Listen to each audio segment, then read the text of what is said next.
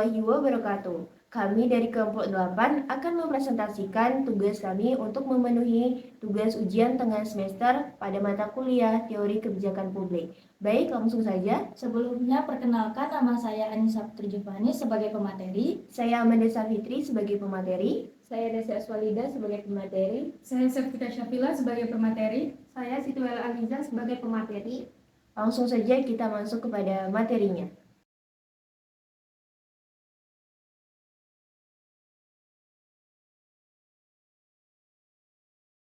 Kasus pembunuhan wanita dalam koper di Pangkep, Sulawesi Selatan pada bulan Agustus 2024. Korban Ramlan, umur 47 tahun, dibunuh oleh tetangganya, Andi Rumbayan.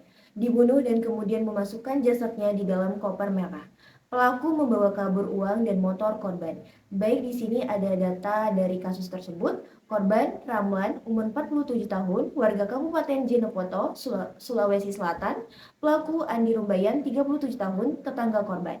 Motif pelaku ialah ingin menguasai harta korban.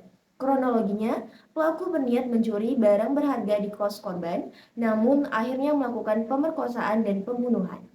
Penemuan yang ditemukan oleh polisi adalah jenazah korban ditemukan oleh anak korban di kamar kosnya pada Minggu, tanggal 11 bulan 8 sekitar pukul 11 WITA. Penangkapan, pelaku ditangkap di tempat persembunyiannya di Kabupaten Penajam Pasar Utara, Kalimantan Timur pada Sabtu tanggal 17 bulan 8. Ancaman hukuman, pelaku dikenakan pasal berlapis yaitu pasal 365, 338, 285, dan 351 KUHP dengan ancaman hukuman 20 tahun penjara. Adapun kebijakan yang berjalan pada kasus ini, yang pertama ada penegakan hukum dan investigasi kriminal, di mana dapat dilihat dalam kasus ini kepolisian bergerak cepat yang dapat dilihat dari penangkapan pelaku yang ditangkap dalam waktu yang relatif singkat, di mana ini juga menunjukkan kebijakan penangkapan hukum berjalan baik. Pemerintah juga melaksanakan kebijakan dengan menegakkan hukum yang ketat, termasuk melakukan penyelidikan menyeluruh terhadap kasus kriminal yang terjadi.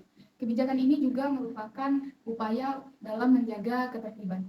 Yang kedua ada penerapan pasal yang berlapis, di mana pelaku dikenakan pasal berlapis yaitu pasal 365, 338, 285, dan 351 KUHP dengan ancaman hukuman 20 tahun penjara. Yang terakhir ada hukuman maksimal, di mana ada proses penegakan hukum. Di sini menunjukkan bahwa sistem peradilan berjalan dengan memberikan ancaman hukuman yang sangat berat, termasuk kemungkinan hukuman mati atau penjara seumur hidup.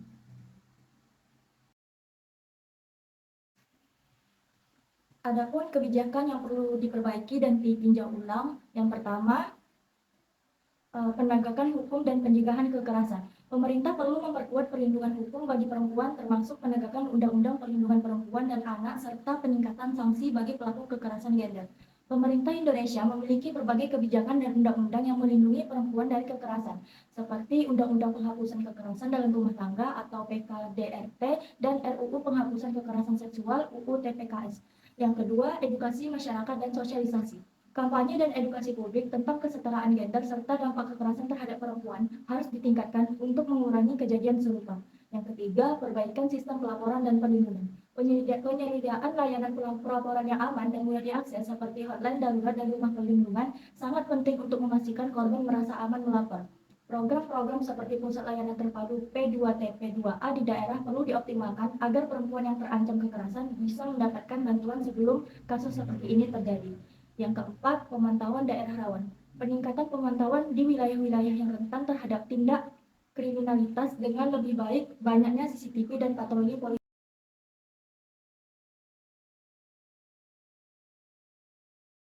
Kebijakan regulatori adalah kebijakan yang dibuat untuk mengontrol atau membatasi perilaku masyarakat atau kelompok tertentu sesuai dengan peraturan yang berlaku. Dalam kasus pembunuhan wanita dalam koper ini, kebijakan regulatori tampak dari penegakan hukum pidana terhadap pelaku kejahatan. Ada beberapa aspek yang mencerminkan kebijakan ini. Yang pertama, pelaku dikenakan pasal berlapis. Setiap pasal memberikan ancaman hukum tegas sebagai bentuk kontrol terhadap perilaku kriminal ekstrem di masyarakat. Yang kedua, pihak kepolisian bertindak cepat. Kebijakan ini menunjukkan sistem peradilan dan aparat penegak hukum bekerja untuk menegakkan keadilan. Yang ketiga, dengan kebijakan regulatori ini, negara bertujuan untuk mengendalikan dan menekan angka kriminalitas melalui ancaman hukuman yang berat sehingga perilaku yang membahayakan masyarakat bisa dikurangi.